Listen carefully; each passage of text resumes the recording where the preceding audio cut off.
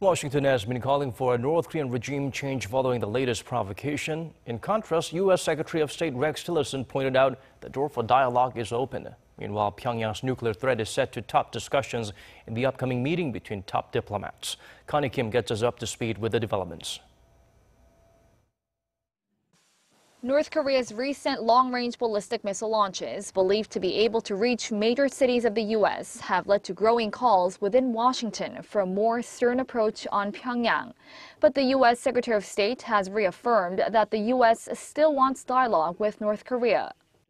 We do not seek the collapse of the regime.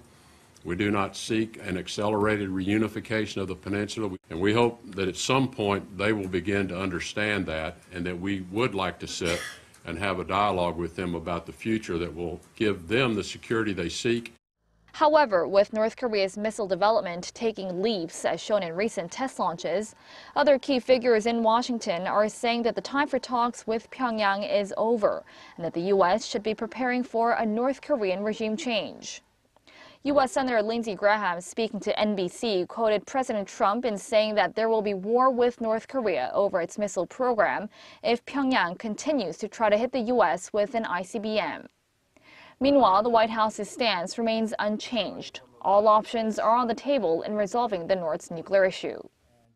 Stop the missiles, stop the aggression. That's what we're focused on in regards to North Korea, and we're going to continue pushing on that.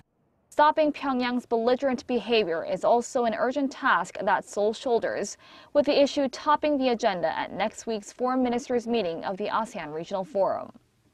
This is why Seoul's foreign minister is expected to meet separately with 15 of her counterparts on the sidelines of the forum to push for a coordinated effort on North Korea's nuclear issue.